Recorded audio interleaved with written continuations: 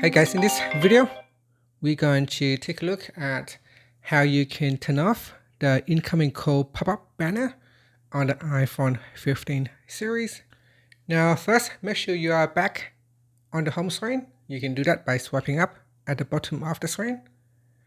And from here, tap on Settings.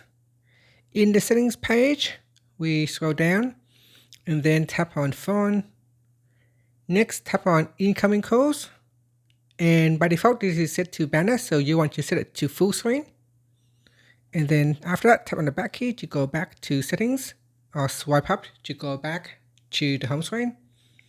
Now you can see that once we set it to full screen, now whenever I receive an incoming call on this device, it will be in full screen instead of a pop-up banner. And that's it. That is how you can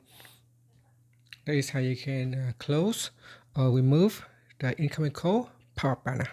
Thank you for watching this video. Please like and subscribe to my channel for more videos.